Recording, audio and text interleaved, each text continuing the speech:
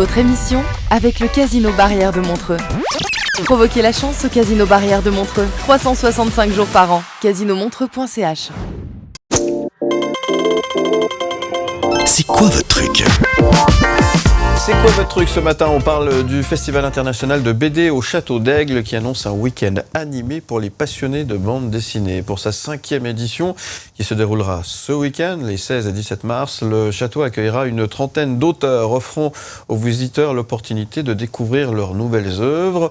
En plus des rencontres, le festival proposera des spectacles théâtraux et un concours mettant en avant les talents des écoles locales. L'entrée est libre et diverses activités seront organisées pour garantir une ambiance conviviale tout au long de cet événement immanquable. Et pour en parler, je reçois ce matin le vice-président de ce gros événement, c'est Cyril Zoller. Bonjour Cyril. Bonjour Philippe. Comment ça va ? Ça va et toi ? Oui, j'ai pas dit de bêtises. Non. Presque. Alors, il y a juste le théâtre qu'on n'arrive pas à faire parce qu'il y a eu des petits soucis. Ah. Les événements théâtraux, par contre, tout le reste, c'est juste. Et depuis hier jeudi, il y a des auteurs qui sont déjà arrivés, qui sont dans les écoles pour donner des cours, encore aujourd'hui, vendredi. Ouais. Puis effectivement, concours des écoles ensuite, pendant tout le week-end, exposition. Ouais. Et tout le reste, c'est juste, quoi. Bon, ça va être un grand moment. Hein. Ouais. Alors, j'ai en face de moi un animateur de radio, mais un passionné de 9e art de BD. Hein, alors, ça depuis gamin, ouais, vraiment, c'est un... J'ai grandi avec la bande dessinée, ça m'a amené à plein de choses. J'ai grandi avec les différents personnages de bande dessinée, que ce soit les stars, bien sûr, Tunique Bleu, Spirou, Marsu, puis après Corto Maltese. Et puis, t'imagines cette année avec justement Baptême, quand on est à son 33e album du Marsupilami, 33 albums quand même depuis une trentaine d'années. Ouais. On célèbre quelque chose. L'affiche est extraordinaire. Je veux dire, le Marsupilami qui vole au-dessus du Château d'Aigle. C'est une symbolique. C'est miraculeux. C'est génial. Non, ouais. C'est génial. Et c'est que la BD, ça nous permet, nous, grands enfants que nous sommes, de justement garder ce contact avec un monde passionnant. Et franchement, je me demande si nous, le comité, on s'éclate pas plus quasiment que les visiteurs qui viennent là, quoi. Ah, certainement. C'est une des questions que j'allais te poser. Mais c'est magique finalement, cet univers du 9e art, dans ce château magique aussi. Ça va bien ensemble, hein ? Alors ça se mélange super bien, puis c'est une grande force pour nous pour accueillir les autrices et les auteurs, parce que d'habitude les festivals se passent plutôt dans des salles, et puis là le fait que ce soit un château déjà pour eux, il y a quelque chose, il y a une magie des lieux, et on soigne énormément l'accueil. Hein. Ça veut dire que ce soir il y a un premier repas, en général on fait paper vaudois pour les accueillir. Demain samedi il y aura la fondue avec toutes les autrices et les auteurs, les bénévoles au château justement. Donc il y a une ambiance très particulière, et je sais que les dessinatrices et dessinateurs, sans se battre pour venir, en disant qu'on n'a pas vraiment de problème à trouver du monde pour venir. Ouais, c'est ça qui fait le succès aussi de cet événement. Alors la passion et puis le fait que ça soit très convivial, et évidemment. Alors les points forts de ce week-end, il y en a plusieurs. Hein. On peut peut-être citer quelques noms aussi, hein, parce que là, ça envoie du lourd quand même. Hein. Alors Baptême en tête d'affiche, effectivement. Donc on l'a dit pour le Marsupilami, mais Capedzone qui revient, le dessinateur de Pezzi, qui avait fait la tête d'affiche l'année passée. Bien sûr. Et puis on aura aussi, alors dans les nouveautés, on a Garera, qui est un dessinateur français très connu, qui reprend aussi différents éléments. Et puis bien sûr, on met beaucoup en avant aussi les Suisses, les artistes suisses, avec Pal de Gomme qui est carrément au comité. Hein, Pal de Gomme qu'on présente plus, avec différentes BD. Salut au passage. On salue vraiment au passage. Qui a fait d'ailleurs, c'est annoncé hier, l'affiche d'Aigle Music Festival. D'accord. On peut le dire parce que c'est aujourd'hui. Mais bref, il sera là. Ouais. Et puis aussi Mahou, qui a été célébré l'année passée lors de BD-Phil, Léandre Ackerman, enfin de nombreux autres. Et pour nous, c'est hyper important d'avoir bien sûr des grandes têtes d'affiche, enfin des grands noms de la BD, on va dire internationale et francophone, et aussi des artistes régionaux. Le public, il répond présent chaque fois. Hein. La BD est toujours dans le cœur des gens. Hein. Dans le cœur des gens et puis de tous les âges. Ça veut dire que la BD, tu peux vraiment venir en famille, mais famille des petits-enfants jusqu'aux grands-parents. Tout le monde trouvera son content. Alors c'est clair qu'on est un festival plutôt orienté jeunesse, on va dire, mais on sait que dans la BD, tout le monde trouve vraiment son plaisir. Et le public répond énormément présent parce que justement, on a entre 1600 et 2000 visiteurs par week-end qui viennent à chaque fois. Wow. Particularité cette année, on ouvre un peu le festival justement pour soulager un peu les salles et puis mettre en avant le vignoble Aiglon, parce que ce serait dommage de ne pas le faire, avec une expo de Christophe Berchi chez la cave Emery, donc dans le quartier du Cloître, en montant ou descendant du château, avec Christophe Berchi qui dédicacera aussi le matin 11h-13h. Et bien sûr, pour bien faire les choses, comme c'est une expo entre autres sur le vin et la févie, il y aura du vin à déguster. Ouais, le vin et la BD vont bien ensemble. Ça ne fait qu'un, évidemment. Et c'est gratuit, hein, ça faut le rappeler. Hein. Complètement gratuit, entièrement gratuit. On met aussi un système de petits trains navettes. On a un petit train touristique qui va circuler pendant le week-end week-end entre le parking des Glariers, la gare d'Aigle et le château, qui est entièrement gratuit également. Donc vraiment, il faut que les gens se mettent dans l'état d'esprit, qu'ils viennent passer un très bon moment et que nous, on est juste là pour s'amuser avec eux et les accueillir. Dire qu'il y aura le nid du marsupilami. Il y aura le nid du marsupilami à côté de baptême, et puis il y aura le lit de Gaston Lagaffe, le vrai lit, fait par un artiste que j'adore qui s'appelle David Fouty-Masseur, un lit qui roule avec plusieurs objets de Gaston Lagaffe qu'il a créé lui-même parce que c'est un passionné, et donc on pourra découvrir ça. Ouais, on est un peu à bloc. Bon, ça fait bien envie de venir. Toutes les infos sont sur le site internet. Ouais. bdauchâteau.ch, et puis aussi des expositions qu'on va mettre en place. Enfin, il y a vraiment des très très belles choses, et je conseille aux gens de prévoir la journée. On a une buvette très accueillante, on a un bar aussi avec des vins de la région très accueillants. Ouais, j'ai bien compris, alors, vous aimez bien le vin et la BD. En tous les cas, à Aigle, ce sera l'occasion de faire la fête et puis de passer un beau moment dans cet univers du 9e art fantastique. C'est déjà la 5e édition. 5e édition, ouais, effectivement, et puis vraiment un joli succès, et puis une très belle équipe, et puis à chaque fois, des gens qui s'éclatent et des très beaux souvenirs, donc avec grand plaisir. Très bien. Qu'est-ce qu'on peut souhaiter à Cyril Zoller ? Et à l'organisation, évidemment. Alors, pour moi, un joli week-end, puis essayer de dormir un peu plus que les autres années. Ouais. Et puis, pour l'organisation, le même succès que d'habitude.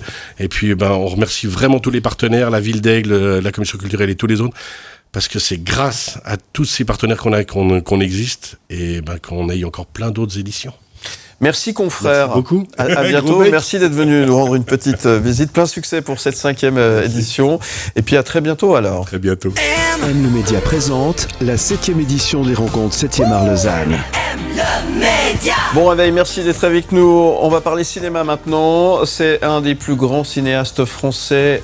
Son nom est marqué dans l'histoire du 7e art. Il a tout remporté. Palme d'Or, Golden Globe, César, Oscar. On parle bien sûr de Claude Lelouch, qui était de passage à Lausanne à l'occasion des rencontres 7e art Lausanne. Il était invité de cette 7e édition des rencontres 7e art Lausanne, qui se déroule, je vous rappelle, jusqu'à dimanche, ce dimanche 17 mars, au Capitole et dans toute la capitale vaudoise. Notre journaliste de terrain et spécialiste du cinéma, Thomas Lécuyer, a eu l'occasion de s'entretenir avec Claude Lelouch et passer un moment avec lui, avec le cinéaste qui nous retrouverons tout prochainement en interview dans Mardi Cinéma.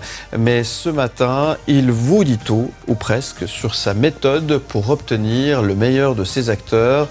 C'est les secrets de la méthode Lelouch. C'est maintenant, c'est un interview exclusif pour M et Canal+. Les acteurs passent leur temps à faire semblant. Voilà. Et ils le font très bien. C'est leur métier, faire semblant. Et puis, moi, je pense qu'à un moment donné, ils peuvent cesser de faire semblant. C'est-à-dire que quand ils sont devant ma caméra, je me donne beaucoup de mal pour qu'ils soient spontanés. Personne ne détient la vérité. Et la spontanéité, c'est un mi-chemin entre la vérité et le mensonge. Et la spontanéité me touche. Je veux dire que quand on est spontané, j'ai le sentiment qu'on est sincère. Pendant 3 secondes, 4 secondes, voilà, bon, dans une interview, si je suis spontané, je serai plus intéressant que si je fais semblant de faire le malin ou de dire des choses intelligentes. Voilà, donc si vous voulez, je crois à la spontanéité, et dans tous les domaines, donc je me donne beaucoup de mal pour que mes acteurs soient spontanés. Et on est spontané quand on est surpris. Je pense que si on a droit au bonheur de temps en temps, c'est grâce à des bonnes surprises. Bon, il y a des mauvaises surprises, c'est autre chose. Mais tout ce qui m'a surpris m'a donné de la joie. Voilà. Et donc j'essaye de surprendre mes comédiens. Et donc je leur donne pas le scénario à lire, ils connaissent pas la fin du film, de la même façon que je connais pas la date de ma mort. Voilà. Et donc j'essaye de faire de la mise en vie, plus que de la mise en scène, un peu comme la vie s'amuse avec moi, voilà, puisque je sais pas tout. J'ai un programme, j'ai une idée, mais la vie est plus forte. La vie est un metteur en scène qui nous touche tous. Je veux dire qu'on est tous mis en scène par la vie. M le Média. Ah ouais. Donc j'ai une attache pour nos voisins romains. On appelle ça l'escroquerie, c'est mon métier. Je suis en bonne compagnie avec ça. Non, mais... Je suis Comore, vendeur de drogue. Il y a Philippe Morax qui arrive dans le grève. C'est ce... Ça va donner de la peine. Presque me faire oublier qu'il est 7h. L'invité du matin. Ça y est, le salon Divinum revient au Parc des Sports de Morges. Notez bien les dates, c'est du 20 au 25 mars prochain. Ça veut dire à partir de mercredi prochain.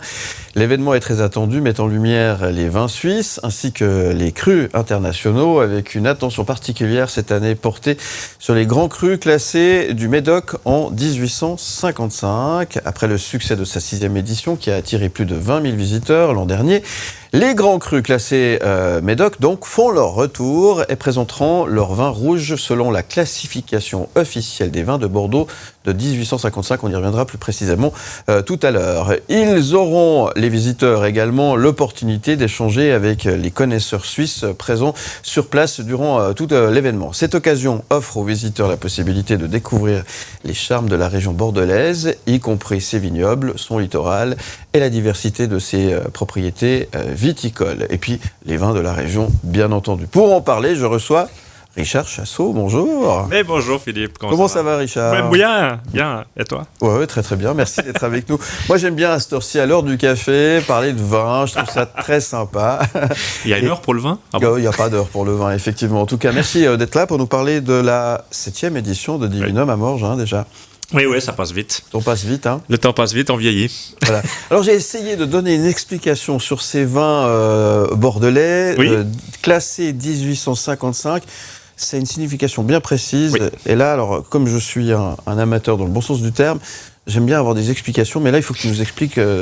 Alors, oui. C'est haute voltige. C'est à l'époque, Napoléon, pour l'exposition internationale. Il faut savoir qu'à Bordeaux, alors à l'époque, il n'y avait certainement pas 6000 vignerons, mais aujourd'hui, ils sont 6000 vignerons sur la région du Bordelais. Mais à l'époque, déjà, c'était vraiment déjà très complexe. Et puis, Napoléon a voulu, en fait, un peu classer les châteaux, classer les vins pour cette expo internationale, parce qu'il avait déjà compris à l'époque que le vin était quelque chose d'important pour cette région-là. Et du coup, ils ont classé des châteaux avec certains critères. Ces châteaux sont maintenant classés depuis 1855 et sont évidemment ne peuvent plus être alors je crois que je ne voulais pas rentrer dans le détail, je ne suis pas sûr qu'ils peuvent perdre ou pas leur signification, mais de toute façon c'est tous des grands crus. Il y a certaines réglementations pour rester évidemment quand même 1855 et puis surtout il y a certains châteaux qui ne peuvent plus y entrer parce que s'ils n'étaient pas là en 1855 on ne peut pas rentrer dans ce classement. D'accord. Donc c'est vrai que c'est quand même un signe des plus grands vins de Bordeaux pour ceux qui aiment le Bordeaux et les châteaux, il y en aura 18 présents sur l'hôte d'honneur, c'est 18 non connus en tout cas des amateurs de vin. Ouais, donc c'est un privilège de pouvoir venir les déguster dans le cadre de Divinum. C'est une histoire d'amitié honnêtement, c'est une histoire d'amitié avec cette région, avec moi je pensais que c'était impossible à l'époque, on n'avait pas la prétention d'aller chercher les premiers grands crus classés, du Bordeaux pourquoi pas, je trouve que c'est bien qu'on puisse déguster évidemment la Suisse mais des régions aussi différentes et connues de vin, on ne serait-ce que faire des comparatifs ou en tout cas les déguster une première fois. Et puis c'est vrai qu'ils sont venus l'année passée un tout petit peu nous sauver la mise parce qu'on avait perdu notre hôte d'honneur, ils sont venus avec le Sauternes Barsac qui est un vin très particulier, enfin Sauternes en tout cas en particulier, ils ont adoré le salon. Ils ont adoré le salon et le président de ces premiers grands crus classés, en fait, c'est une association, c'est un groupement économique même, a tellement adoré ça, il a adoré les vins suisses, j'aime à le dire, parce qu'il a fait la visite. C'est une bonne nouvelle. C'est une bonne nouvelle. Et puis, c'est mon meilleur ambassadeur en France. Je veux dire, aujourd'hui, on a des articles dans la revue des vins de France, on est sur Europe 1, enfin, il adore Divinum, et il voulait venir avec les premiers grands crus classés. Ouais. Alors ça c'est très bien parce que beaucoup ne savent pas qu'on fait des très très bons vins en Suisse. Souvent la Suisse est réputée pour son fromage, son chocolat, ses montres. On oublie qu'on a des vignes et on a un savoir-faire qui est exceptionnel. Et Divinum est là aussi pour mettre en avant justement le savoir-faire local. Complètement, il y a 140 vignerons. Sur ces 140 vignerons, il y en a plus de 80% qui sont suisses. De toutes les régions de Suisse quasiment. On a un peu moins la Suisse alémanique, il y en a mais pas toutes les régions de la Suisse alémanique. Le vin suisse est exceptionnel aujourd'hui. C'est vrai que Swiss Wine fait un très gros job pour essayer de partager cette image, mais on a quand même des clichés sur la Suisse, l'argent, les banques, les montagnes, le chocolat. C'est ça, difficile à passer ça d'un point de vue touristique. Il se fait des choses, mais surtout la qualité des vins aujourd'hui est exceptionnelle en Suisse et ceux qui viennent déguster, on a eu l'occasion d'ailleurs de faire quelque chose à l'ambassade de Suisse à Paris à l'occasion de Wine Expo où les gens de Bordeaux sont venus déguster des vins suisses. Il y avait des spécialistes, il y avait des vignerons, tout le monde l'a trouvé excellent, que ce soit nos Pinots, que ce soit nos Merlots, que ce soit les spécialités, les assemblages. Aujourd'hui, on arrive à faire des choses exceptionnelles et je pense que Des fois, on me demande pourquoi je ne fais pas que les vins suisses. Est-ce que j'amène pas peut-être un petit peu le concurrent? L'objectif, premièrement, c'est quand même que le visiteur qui paye une entrée puisse quand même déguster un peu de tout. Et puis surtout, que ce comparatif, aujourd'hui, qui est excellent pour le vin suisse, soit mis en valeur, soit mis en évidence que le vin suisse est un grand vin. Ouais. C'est les grands vins.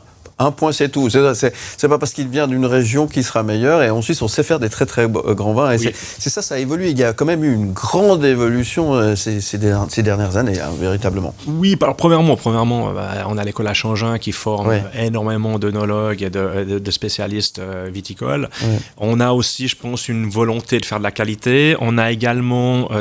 il y a quelques années déjà décidé que c'était plus la quantité, mais effectivement plutôt le produit, la qualité qu'il fallait mettre. Vous le savez qu'on a une main d'œuvre en Suisse qui est pas toujours bon marché, mais que les vins suisses finalement, en tout cas au niveau de leur qualité, sont très concurrentiels au niveau du prix. C'est difficile à exporter, mais en Suisse c'est très concurrentiel.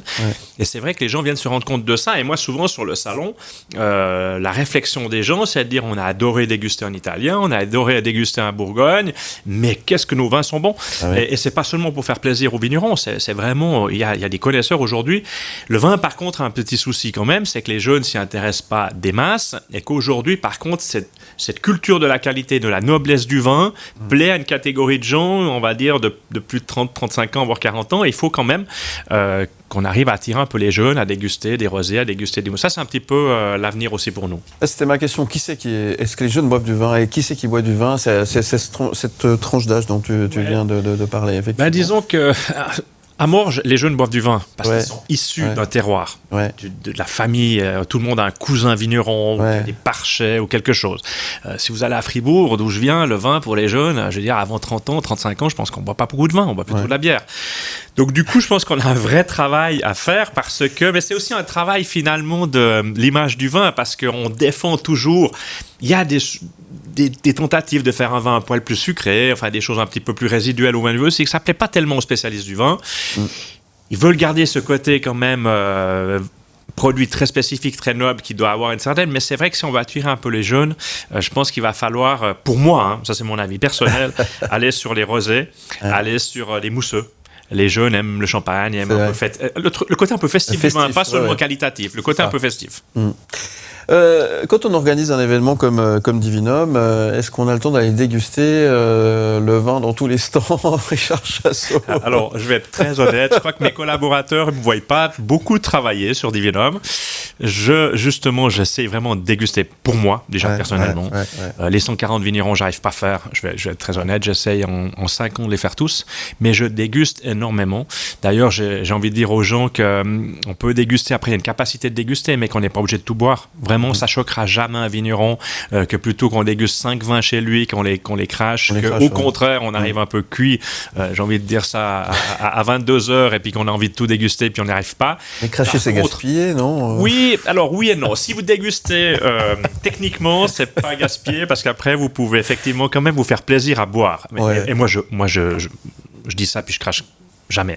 Mais je bois des toutes petites quantités et je dors à Morges. Donc du coup, mais par contre, c'est vrai qu'après, il y a le côté du technicien, il y a le côté de celui qui veut découvrir, il y a le côté de celui qui veut en faire le maximum, puis il y a l'autre groupe. Ils viennent pour prendre du temps avec leurs vignerons, déguster un, deux trucs. La moyenne me disent toujours j'ai fait 4-5 stands, je suis déjà très content. Et puis c'est vrai que quand on a 20 000 visiteurs, heureusement qu'on a 140 vignerons, parce qu'autrement, si on devait servir tout le monde où il voulait, peut-être qu'on n'y arriverait pas. Donc il y a ce côté découverte, parce que je voulais aller chez lui, je peux pas, c'est complet, je vais vite là-bas, puis je découvre quelque chose. Et c'est un petit peu la force de Divinum, c'est qu'on se promène rapidement chez plein de vignerons. Ah ouais. Ça va donner de la peine. Presque me faire oublier qu'il est 7h. L'invité du matin. On parle de Divinum ce matin et je suis très content d'accueillir Richard Chassot sur le plateau pour parler de vin. Aujourd'hui, on parlera d'autres choses avec lui dans quelques temps. Aujourd'hui, on parle de vin. Non, mais c'est important. Divinum, donc du 20 au 25 mars prochain à Morges, place des Sports, l'événement incontournable. C'est rentré dans le calendrier de tout le monde maintenant. C'est le rendez-vous incontournable. Sur la côte, faut pas être trop prétentieux non plus. Sur la côte, en tout cas, c'est un événement qui est attendu. On essaie toujours de rester très humble par rapport à ça, d'essayer de donner quelque chose de nouveau aux visiteurs, d'accueillir nos exposants avec beaucoup de professionnalisme. Moi, je suis très concentré sur le visiteur pour qu'il trouve toujours quelque chose de nouveau. C'est pour ça qu'on va aussi chercher des autres donneurs de différents endroits. On essaye d'amener aussi des dégustations. Cette année, il y a des dégustations avec Terravin. Il y a aussi le Mondial du Chasse-là qui vient faire des dégustations, des choses un peu accompagnées. On reste un salon, comme on dit, B2C pour être un peu anglophone, mais qui s'adresse au client final. C'est pas un salon professionnel. Moi, j'ai fait Wine Expo, il y avait 4200 exposants, mais que des professionnels. Alors, c'est pas la même ambiance. Nous, on veut une ambiance quand même qui soit festive et on veut que les gens aient ça au rendez-vous. Par contre, je vous cache pas qu'on est en train de travailler aussi, typiquement sur la ville de Lausanne, pour essayer aussi un peu plus de Lausannois. On a l'impression que des fois, Morges, c'est un peu loin, pour celui qui connaît pas. Et pourtant. Mais c'est important pour nous de satisfaire la clientèle qui est dans la région. Parce qu'on a beaucoup de vin qui se produit dans la région. Donc, c'est ça qu'on essaye de faire. Mais rien n'est acquis, comme vous le savez. Rien n'est acquis. Mais Divinum, ça marche bien. D'ailleurs, Divinum s'exporte aussi à Aigle. Oui. Il y a le petit frère ou petite sœur. C'est au mois de novembre, c'est ça ? Exactement. On a voulu aussi faire quelque chose en novembre, en automne plutôt. Maintenant, c'est le novembre, proche de l'hiver. Pourquoi proche des fêtes ? Parce que les vignerons ont rentré les vendanges et sont un peu fatigués, mais ils sont encore là. Puis surtout, il faut un peu vendre du vin suisse pour les fêtes. Et puis, c'est vrai que vous avez l'habitude aujourd'hui quand même des gens qui vivent dans des cités où ils font peu finalement de stock de vin, parce que souvent ils sont en immeuble et tout, ils vont beaucoup dans la grande distribution. Donc nous, on essaye de pallier un tout petit peu à ça. J'ai rien contre, parce que certains d'ailleurs vignerons vendent dans la grande distribution, mais on essaye de donner quand même des points de testing aux gens. Et on trouvait qu'en novembre, c'était important d'en avoir un. On peut pas toujours faire à Morges, c'est quand même difficile d'attirer 2 fois la même clientèle. Par contre, évidemment, d'aller dans une autre région, ça implique de faire découvrir Divinum. Et puis surtout, ça nous demande aussi, nous, un peu plus d'efforts, il faut être honnête, en termes d'investissement, en termes de publication, en termes de publicité. Mais on adore ça, en fait, parce que notre société adore faire des choses nouvelles. Et là, la première aventure à Aigle a été vraiment bénéfique, en tout cas, pour nous sortir de Morges, entre guillemets, même si on adore être là. Mais pour se dire, Divinum n'est pas si connu en Suisse romande. Il est très connu ici. En Suisse romande, il faut encore qu'on le développe. Mais c'est le même concept. C'est le même concept, oui, tout à fait. Donc, il faut aussi, peut-être, pour rassurer celles et ceux qui ont encore un petit doute sur ce genre de manifestation, c'est pas une beuverie. Non. Non, mais ça, c'est important, parce que ça, c'est le genre de question, j'imagine, qui doit revenir régulièrement. Oui, il y a un réel respect, premièrement, entre le vigneron et son consommateur. Il y a une entrée à payer, c'est pas pour rien. C'est vrai que les dégustations sont gratuites derrière, donc en fait, l'entrée est vraiment pas chère par rapport à ce qu'on déguste. Il y a 1300 crus à déguster pour une entrée de 40 francs ou 20 francs, parce que la plupart des gens sont invités par les vignerons qui ont 50% de rabais. Mais c'est vrai qu'on a toujours aussi mis un palier quand même aussi en termes de qualité, en termes de nombre de gens. On va pas mettre 5000 ou 6000 personnes sous la tente à faire une beuverie, c'est pas le but. Le but, c'est pas une fête des vendanges. Moi, j'adore faire la fête aussi, mais là, on essaye vraiment d'avoir une relation quand même entre le consommateur et le vigneron direct, ou au pire, son importateur, parce que c'est vrai qu'il y a quand même 1-2 importateurs de vin qui viennent de très loin, où les vignerons sont pas là. Mais l'objectif, c'est de pouvoir échanger. Et puis, c'est vrai que si on n'a plus que des gens qui boivent et qui dégustent pas, on n'a plus cet échange-là. L'objectif, c'est de la dégustation. De la dégustation, de découvrir les vins aussi de chez nous, on le disait tout à l'heure, parce que les vignerons sont présents. Donc, du coup, c'est consommateur qui devient un consommateur, puisqu'il soutient un petit peu le patrimoine régional, quoi. Complètement. Pendant le Covid, rappelez-vous, on parlait d'acheter local, on parlait de tout ça. C'est des choses évidemment qui s'oublient un peu quand on reprend une vie active. Mais nous, on a cette volonté quand même de poser à un moment donné sous une même tente 140 vignerons. C'est pas facile pour les vignerons de Morges à quelque part de dire vous m'amenez 120 concurrents ou 100 concurrents. C'est ça. Mais en fait, tout le monde a compris que c'était plutôt bien de le faire, qu'au contraire, ceux de la région s'en sortent bien. Moi, les vignerons de Morges ou de la Côte sont très contents en fait chaque fois de l'opération. Et puis ceux qui viennent de Bordeaux aussi. Donc ça veut dire que notre public, premièrement, est large. Premièrement, achète encore du vin parce qu'en fait, finalement, par rapport à ses goûts, il stocke encore un tout petit peu.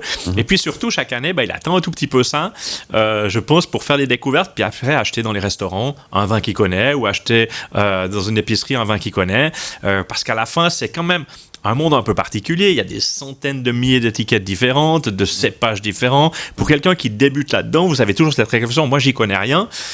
La première chose qu'il faut connaître, c'est ses goûts et puis savoir si le vin plaît ou pas. Parce qu'à la fin, savoir si c'est un grand vin ou pas, c'est pas tellement important. Ce qui est important, c'est que les vins trouvent... Qui lui plaisent. Quelque chose qui lui plaît. Ouais, c'est exactement. Ça. Et puis qu'ils reconnaissent à la limite, c'est pour ça qu'on a 2 ateliers, que ce produit n'a pas de défaut. Parce que le vin pourrait avoir un goût de bouchon, et c'est un tout petit peu dommage. Effectivement, on n'arrive pas à reconnaître ça. Mais normalement, ce vin ne plaît pas.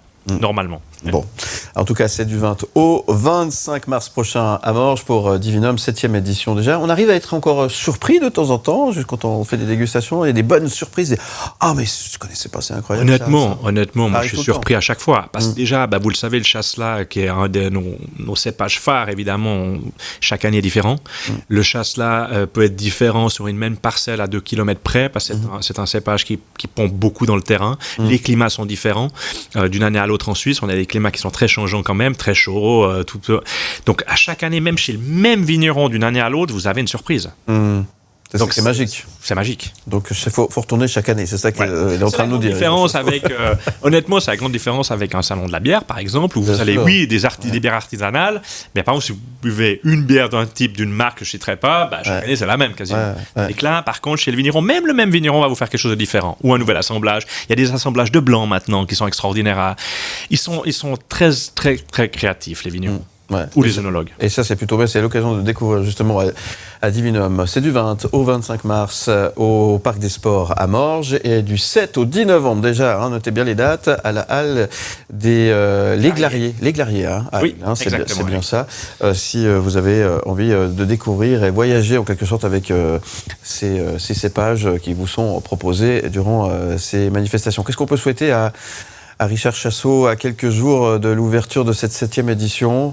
Autant de succès que l'année prochaine, voire plus? Le succès, surtout la satisfaction des gens. C'est finalement, le nombre, encore une fois, c'est relatif, mais évidemment, de pouvoir stabiliser cet événement sur Morges, ça nous intéresse beaucoup. Je pense que ça fait partie aussi d'une économie pour les vignerons, et puis surtout que les gens ont du plaisir, parce qu'à la fin, les gens qui ont du plaisir amènent du monde, passent un beau moment, et puis les bananes en fait sur les réseaux sociaux qu'on voit nous ou sur ces images là que vous avez derrière vous, ça c'est vraiment extraordinaire, parce qu'on a quand même vécu des périodes difficiles il n'y a pas si longtemps, et aujourd'hui les gens se relâchent, prennent du bon temps. Ça c'est vraiment important pour une société d'événementiel. Ouverture mercredi, à quelle heure faut être là alors? Alors il faut être là à 16h. C'est les premiers qui arrivent à 16h, et puis après ça va jusqu'à 21h pour les dégustations et 23h pour le restaurant, donc il y a de quoi faire. Et puis à partir de là, c'est vrai. Non, 22h les dégustations, pardon, je vous dis une bêtise. 22h les dégustations, et puis c'est vrai que il faudrait même venir plusieurs jours si on veut faire. C'est ça. Ouais, c'est ça. Faut dormir à Morges. Il y a les transports publics aussi, tout est organisé. Oui. Il y a toutes les infos sur divinum.ch, donc n'hésitez pas à aller faire un petit tour. M le Média présente la 7e édition des rencontres 7e art Lausanne. M le Média. C'est l'une des actrices préférées des Suisses et des Français. Elle a tourné dans plus de 80 films tout au long d'une carrière qui l'a vue à l'aise dans plusieurs registres, celui du drame ou encore celui de la comédie. On parle bien sûr de Karine Viard, qui est l'une des invitées de ces rencontres 7e art Lausanne, qui se déroulent, je vous rappelle, jusqu'à dimanche, jusqu'à ce 17 mars à Lausanne, au Capitole et dans toute la capitale vaudoise. Thomas Lécuyer a eu l'occasion de rencontrer la comédienne que nous retrouverons prochainement dans Mardi Cinéma. Ce matin, elle parcourt pour nous elle parcourt sa riche filmographie et nous relève ses films préférés parmi tous ceux dans lesquels, évidemment, elle a joué. Karine Viard, c'est une exclusivité pour vous sur M le Média et Canal+. Bonjour, je suis Karine Viard et vous êtes sur M le Média. Évidemment, ça va être complètement subjectif parce que je pourrais pas... D'abord, il n'y en a pas un, il y en a plusieurs. Et je parlerai de ces films, c'est aussi très lié aux souvenirs que j'en ai. C'est-à-dire que c'est pas tant... par exemple, je pense à La Famille Bélier, qui a eu un succès international, qui personnellement m'a beaucoup aidé à dire, voilà, c'est une actrice bankable, elle a participé à ce film, mais c'est un film que j'ai pas aimé faire, en fait. Donc, je pourrais pas parler de ce film, par exemple. Mais par contre, Haut les cœurs, c'était une expérience intime très forte. Je pense à 21 nuits avec Patty, des frères Larieux. Ça a été aussi une aventure amicale, super forte, incroyable, avec un rôle super gonflé, qui n'a pas été du tout simple à faire. Je pense à Police de Maïwenn, parce que j'adore ce film, et qu'on a été une espèce de troupe comme ça. Qu'est-ce qui me vient d'autre ? J'ai aimé tourner avec Christian Vincent parce qu'il m'a appris un peu ce que c'était qu'un acteur dans un cadre. J'ai aimé tourner avec Clapiche, parce que Clapiche, il rend les choses très excitantes, comme des bulles de champagne. Tourner avec lui, c'est toujours très amusant, c'est toujours très intense. Bon, il y en a plein en réalité. J'ai adoré Chanson douce. J'ai adoré ce rôle. Ce rôle, c'est un de mes rôles préférés. C'était un rôle difficile, c'était un rôle âpre, un rôle violent, mais j'ai tellement aimé le faire. Bon, voilà. Il y en a plein, en fait.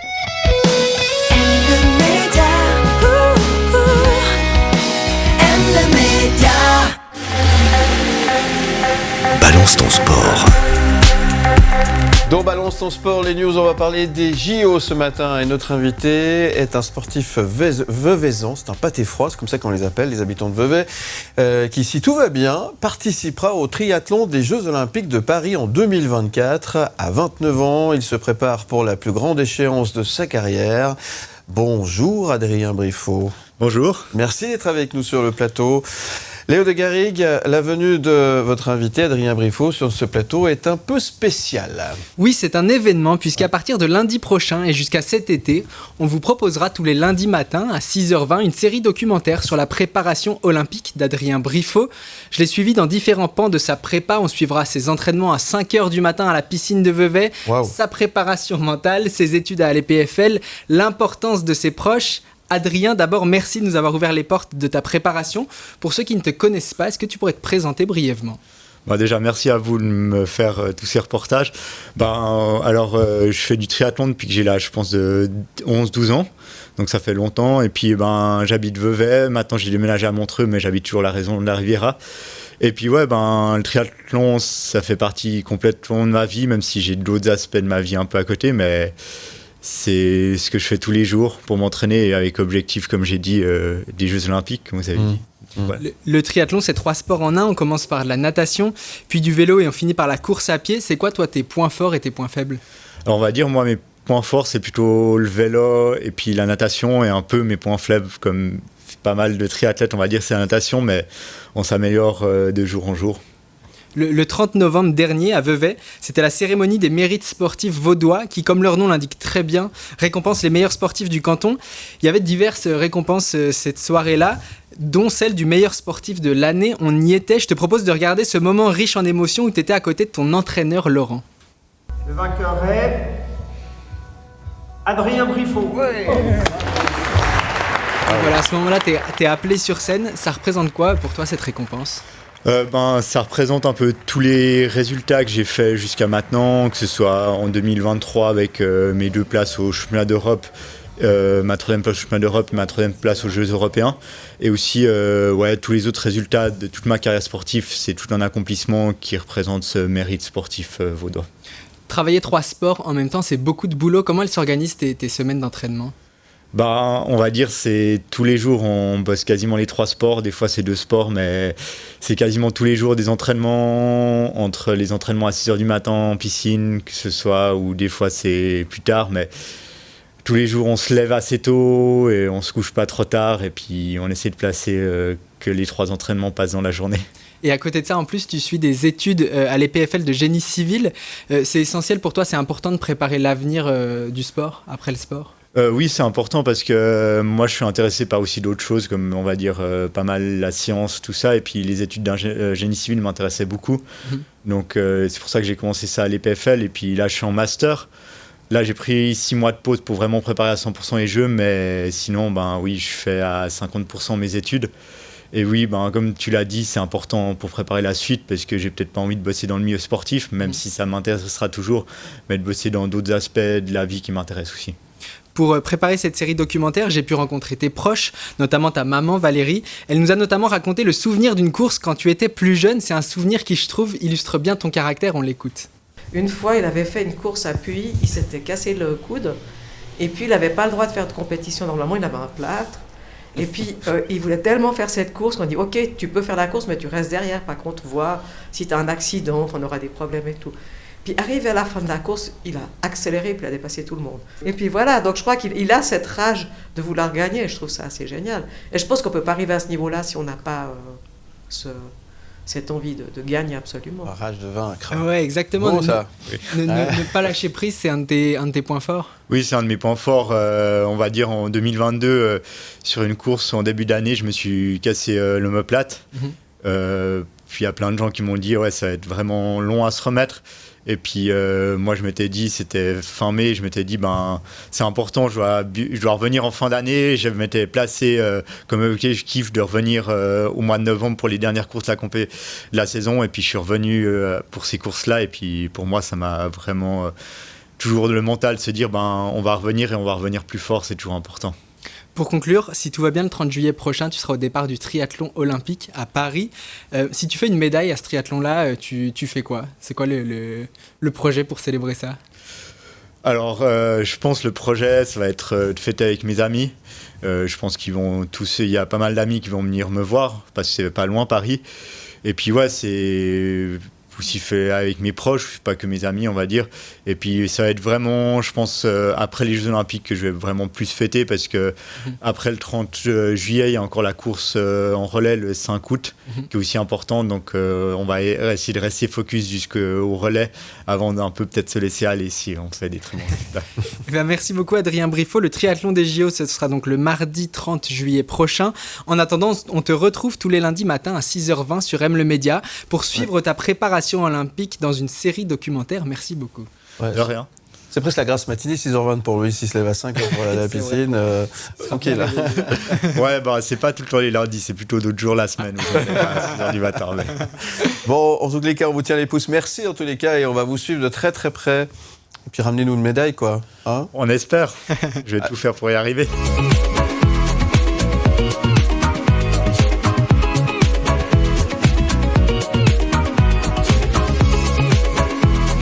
Média. Les anecdotes de Knut. Les anecdotes de Knut. La table de Knut, c'est votre rendez-vous chaque vendredi matin entre 8h et 9h. Bonjour Knut Vander. Eh bien bonjour. Comment ça va ce matin ? Et à merveille. Merci d'être là. Avant de retrouver Carlo Crisci, votre invité ce matin autour de la table, on va retrouver les anecdotes. Exactement. Et aujourd'hui, quelles sont-elles ces anecdotes ? C'est du vécu. Oui. Je vais vous parler... C'est pas du vécu très lointain, c'est le 5 mars 2024. Donc c'est il y a quelques jours, exactement. Alors c'est encore plus chaud. Voilà, exactement. Alors je dis toujours à tous les chefs, et je profite de le dire à l'antenne, on ne sait jamais si un chef nous écoute, quand il y a des nouveaux projets, eh bien moi j'aime bien être là le premier jour, parce que c'est une petite autosatisfaction comme ça de vieux journalistes culinaires qui aiment bien avoir des scoops, mais aussi parce que j'ai envie de partager ça avec mes lecteurs. Alors ce qu'il faut leur dire aussi, c'est que je ne vais jamais piéger quelqu'un un premier jour. L'idée c'est d'aller voir ce qui se passe et de raconter comment ça se passe. Et puis s'il y a un couac, eh bien, on ne va pas insister trop là-dessus. Mais enfin, voilà. Donc, le 5 mars, vous allez nous dire, mais que s'est-il passé ce jour-là ? Mais oui, que s'est-il passé ce jour-là ? Que s'est-il passé le 5 mars ? Eh bien, dans un instant, vous saurez pas. Non, c'est pas ça. C'est maintenant. C'était le premier repas servi par Marie Robert, comme on a eu là il y a une dizaine de jours, dans son café suisse entièrement rénové. Et puis, Marie Robert nous l'avait raconté, elle était en train de mettre la dernière touche à ces rénovations et maintenant elle a ouvert, donc je me suis retrouvé au Café Suisse. Ceux qui n'ont jamais vu le Café Suisse, je vais juste raconter le Café Suisse d'avant, c'était donc un café d'autrefois, une sorte de relique avec une marquise qui s'avance sur le trottoir, avec un plafond mouluré, avec un grand escalier, genre saloon comme ça, comme dans les westerns. Et puis c'est assez drôle parce que Marie nous l'a raconté, elle l'avait trouvé d'ailleurs sur Anibis, ce bistrot. Mais enfin bon, entre deux, Marie-Robert étant qui elle est, chez elle, ça déménage toujours un peu, et cette fois, ça a déménagé tout court, donc c'est l'intérieur du restaurant qui a fait peau neuve. Alors, qu'a-t-elle fait, allez-vous me dire, n'est-ce pas ? Bah oui, voilà, je suis curieux d'entendre la suite. Eh bien, elle a changé d'abord les couleurs, donc elle était beaucoup plus claire, elle a ôté un peu le côté rustique, justement le côté saloon, maintenant on l'a oublié, et puis elle a mis des grands miroirs contre les murs. Pourquoi des miroirs ? Parce que elle travaille depuis plusieurs années avec un tagueur qui venait peindre les murs de tout le restaurant, et puis elle s'est aperçue que peut-être c'était plus simple de ne pas repeindre tous les murs de tout le restaurant, mais d'avoir des grands miroirs. Ça permet de mettre déjà pas mal de choses. Oui, puis ça agrandit la pièce. En fait, exactement, ça agrandit en plus la pièce, et c'est assez réussi. Je veux dire que l'ensemble, il y a un net coup de jeunes dans ce restaurant. Et puis Du coup, je me mélange les pinceaux parce que j'ai mélangé. Donc les miroirs. Oui, exactement, les miroirs. Voilà, exactement. J'ai retrouvé tout ça. Donc, le thème du moment, puisqu'à chaque mois, ou presque avec chaque carte, il y a un thème. Eh bien, c'est Alice au pays des merveilles. C'est un peu Marie au pays des merveilles, en fait. C'est la première d'une grande série qui est consacrée aux contes de fées. Contes de fées où Marie s'est aperçue que la majorité d'entre eux, quand on les lit dans la version originale, eh bien, ils sont atroces. Donc, je ne sais pas si vous saviez que dans plusieurs de ces contes, la méchante marâtre finit dans un tonneau cloué et jeté en bas du... Ah, voilà, ça, alors, j'avais oublié ces détails. Voilà, donc c'est pas là-dessus que... donc là, on a champignons, on a lapin, on a des chapeaux magiques et puis des fumerolles qui sont au programme. Je vous conseille vivement d'aller découvrir le nouveau café suisse de Marie Robert et sa cuisine, parce que la cuisine, elle aussi, est pleine d'inventions, elle est pétillante de nouveautés. Donc, c'est une petite page de publicité pour le café suisse. Une jolie anecdote, tout de même. Une jolie anecdote, quand même.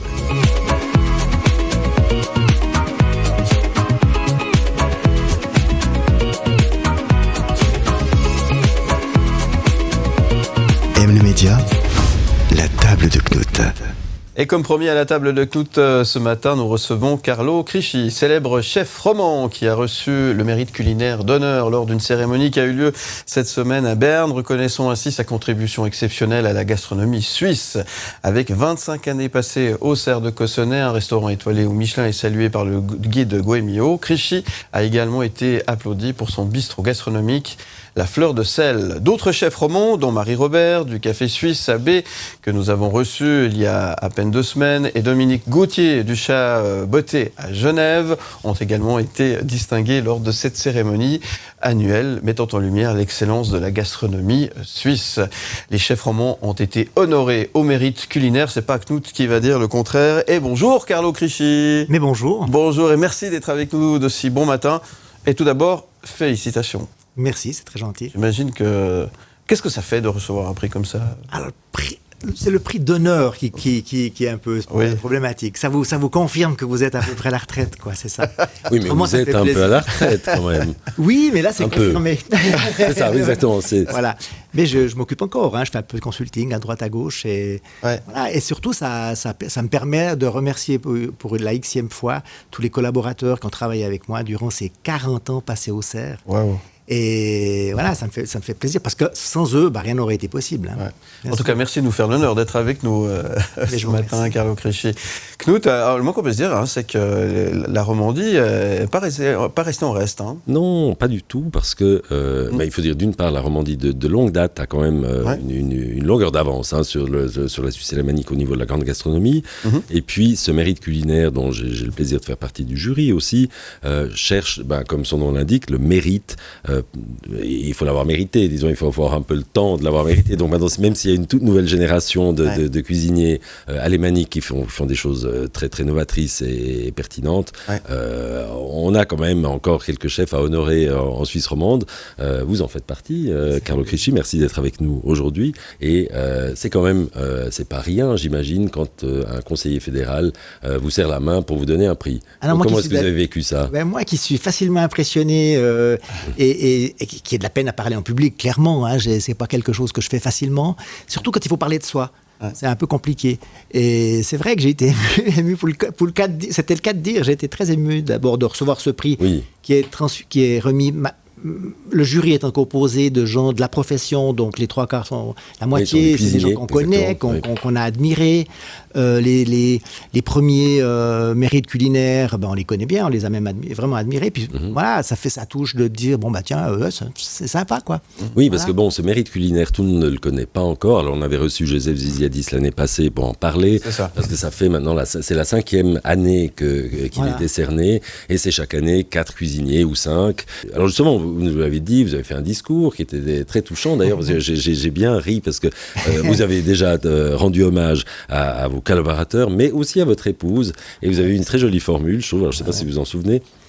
C'est vrai que moi, personnellement, en cuisine, je me suis toujours un peu amusé. C'était une passion qui est devenue un peu dévorante, mais j'ai jamais eu l'impression vraiment de travail. Évidemment, il y a eu des moments difficiles, mais j'ai jamais vraiment eu l'impression de travailler. C'est un gros mot pour moi. Et Mais heureusement que ma femme, pour me permettre de m'amuser et de jouer, voilà, ma femme tenait les cordons de la bourse. Donc, à quelque part, ça a été très utile et je suis ensuite très reconnaissant quand même. Oui. Donc, elle tenait le bateau. Difficile, hein.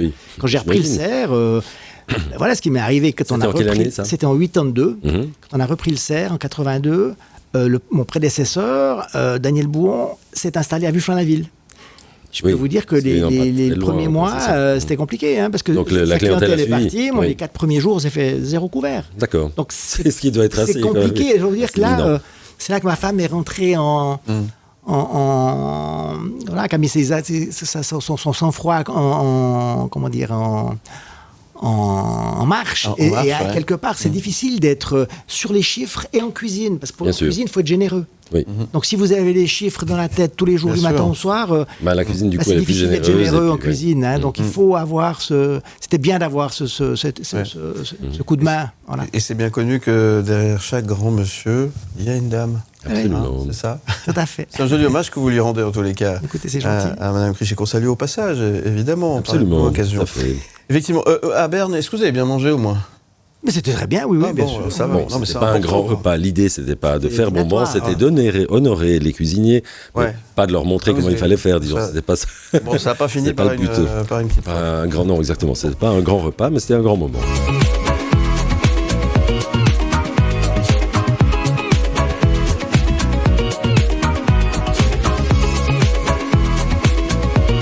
M le média, la table de Knut. La table de Knut avec Carlo Crichet, notre invité ce matin, honoré au mérite culinaire suisse. Merci d'être avec nous. On continue un peu de parler et découvrir votre univers, Carlo Crichet. Hein, oui, l'univers, et puis aussi ce mérite. Oui, ça, de toute façon, ça donne toujours faim. On va parler peut-être de cuisine après encore un petit peu, même si effectivement vous avez pris votre retraite, comme vous l'avez dit. Mais revenons peut-être encore un petit peu sur cette nomination, parce que bon, étant membre du jury, évidemment, je sais comment les délibérations ont lieu. Je peux vous dire que, disons, il n'y a pas eu de grande délibération pour savoir si Carlo Crichet devait être honoré, parce que ça a semblé aller de soi à peu près pour tout le monde.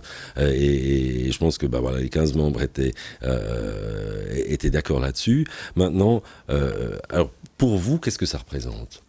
Ça représente une reconnaissance de la part de confrères, comme je l'ai dit avant, et c'est gratifiant quand même, hein, de savoir que parce que c'est vrai que durant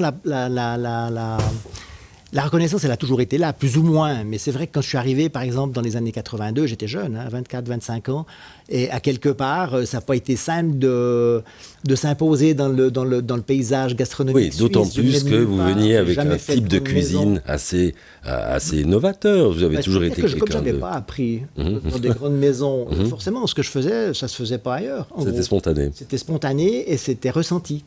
Alors j'ai quand même eu, attention, un papa cuisinier qui cuisinait très bien, un grand-père paysan qui avait l'amour du produit et qui, lui, m'a transmis aussi comment aborder le produit, c'est incroyable, hein, un grand-père qui vous dit, tu sais quoi, les légumes, il ne faut pas trop les cuire, dans les années 70, vous voyez que j'ai encore... oui, où ça n'allait pas de soi. Voilà, dans les années 70, 78, comme ça, en sortant d'apprentissage. Moi, je me rappelle d'un lapin que mon grand-père, un cabri que mon grand-père m'a fait à l'époque.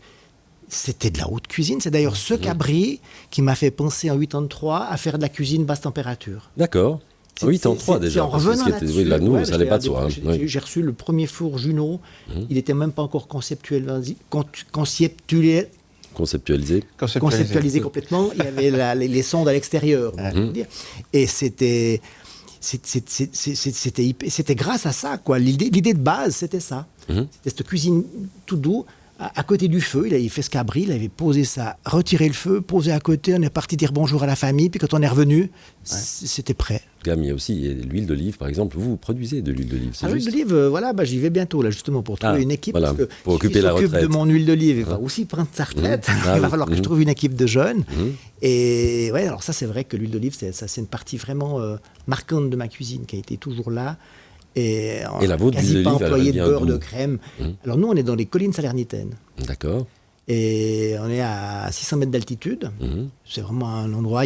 Avant, il y avait des cochons, des chèvres et des oliviers. Aujourd'hui, il n'y a plus que des oliviers, il n'y a plus personne. Voilà. C'est des villages en voie de disparition, en quelque part. C'est un peu dommage. Et le challenge maintenant, c'est de trouver des gens qui sont capables de s'occuper de ces oliviers. Et donc là, c'est le berceau de votre famille, en quelque sorte. Voilà. Et les collines salernitaines, je pense que la plupart des gens ne savent pas du tout. C'est Salerne, c'est à la hauteur, c'est 200 km en dessous de Naples. D'accord, voilà, tout à fait. Donc on est vraiment au sud de l'Italie. Exactement. Région absolument magnifique d'ailleurs. 30 km de la mer, mais en montagne. Et alors vous y allez et vous faites quoi là, autour de ces oliviers? Alors moi je prends des vacances et puis je discute avec mon contremaître, enfin la personne qui s'occupe et qui s'occupait déjà avec mon père à l'époque de l'oliveraie. C'est lui qui s'en occupe. Hein. Nous on regarde. Enfin mon père travaillait avec lui. Moi je suis pas paysan dans l'âme, donc j'ai un peu de peine avec ça. Donc je leur fais à manger pendant la récolte. C'est bien aussi. Voilà, là, ils ont pas mal. Et ça pourrait être pire, oui. Et puis eux font ce travail, voilà. Mais c'est vrai qu'il faut trouver de la main d'œuvre. Ça c'est difficile.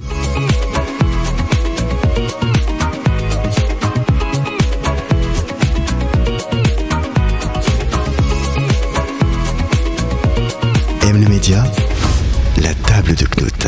Dernier tour de table avec notre invité ce matin, Carlo Crisci, honoré au mérite culinaire suisse. Merci d'être avec nous ce matin. On a parlé de ce métier passion que vous racontez si bien. La passion, elle continue aussi avec l'huile d'olive. On en a parlé il y a quelques instants aussi, effectivement.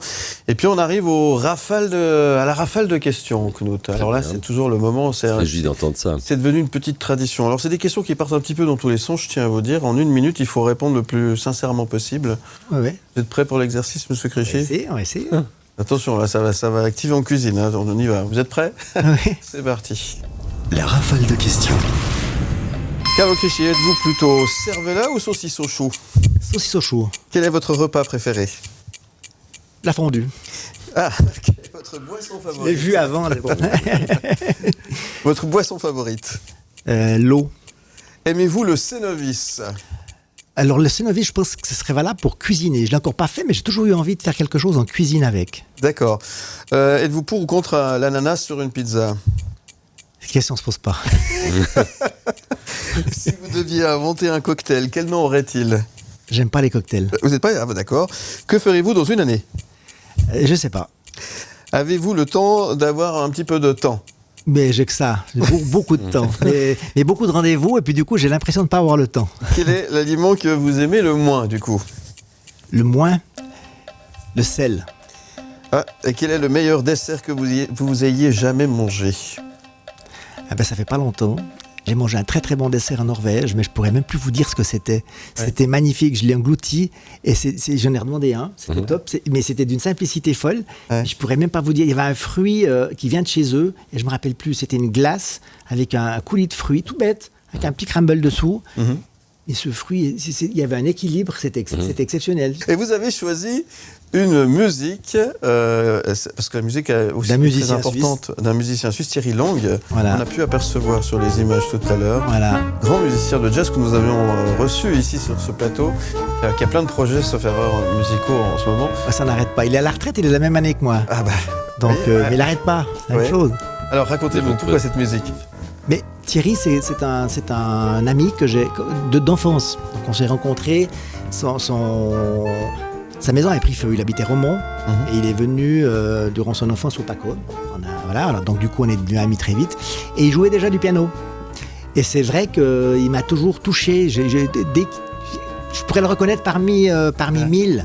Et d'ailleurs, je lui ai raconté, il y a pas si longtemps, j'étais en voiture. Et, enfin, il n'y a pas si longtemps, si, il y a très longtemps. Et j'entends un morceau de piano. Puis je me dis, on dirait Thierry. C'est bizarre. Donc je t'ai écouté en radio, on ne sait pas toujours qui joue, comment. Et c'était lui. Et là, je me suis dit, mais tiens, il a vraiment un toucher qui est à part, quoi. Et j'ai toujours Vous-même, vous faites de la musique? Pardon? Vous-même, vous faites de la musique? J'aurais bien aimé. Ça, c'est un grand regret, mais je serais très mauvais. J'avais commencé le saxophone quand j'étais en apprentissage. D'accord, donc c'est pas le projet pour la retraite. De la batterie de cuisine, maintenant. Ouais, voilà. C'est ça, exactement. Je joue des spatules. mais revenons justement en cuisine. Vous avez parlé de fondue. La fondue, il y a aussi une fondue Carlo Crisci qui existe. Oui. Faut le rappeler. J'ai été adopté par le coton de Tribord, par Saint-Denis. Oui. J'ai longtemps travaillé au Paco. Et la fondue, c'est quelque chose que je mange rarement parce que je la supporte assez mal. Et on en a mis au point une avec Vacherin Fribourgeois. Et je dois dire que franchement, elle est assez exceptionnelle. Moi, j'approuve, elle est très bonne. Moi, j'achète régulièrement, c'est vraiment bon. Et je dois dire que là, et j'ai rencontré une fois, alors je vais remettre ma femme dans le coup là, un médecin de ma femme, d'un certain âge, et lors d'une sortie fondue, je vois ce monsieur sortir une racine de gingembre. Puis je dis, vous faites quoi avec ça? Parce que moi, la fondue, c'est de la fondue. C'est pas fondue tomate, machin. Toutes sortes de choses dedans, moi aussi. Je vois sortir cette racine de gingembre, il me fait un peu peur. Puis je me fais de quoi avec ça? Puis, dis-moi, à mon âge, si j'ai pas de gingembre, je peux pas la manger, la fondue. Ah bon? Puis j'y voulais faire, comment vous faites ça, comment? Et quand même pas la mettre dans la fondue. Moi, j'ai déjà eu peur à ce moment-là. Oui, je comprends. Dans la fondue, ça va être terrible. Non, mais je la coupe en morceaux, puis je la mets, ça m'aide à digérer. Alors je l'ai coupé, moi, puis j'ai goûté. Et je me suis rendu compte que le gingembre, coupé menu, frais, ça réveille la fondue, ça lui donne les petites fleurs. Et, on va et c'est hallucinant. À notre tour. Et vous le digérez, mais c'est fantastique. Et du coup, moi, je mange plus une fondue sans gingembre. Voilà. Extraordinaire. Alors là, une bonne recette, exactement. Et pour terminer, le gingembre, ça nîle avec le fromage. Il y a tellement de gras dans le fromage que la force du gingembre disparaît. C'est vraiment, ça se met au service du fromage. C'est pas mal. M-Media.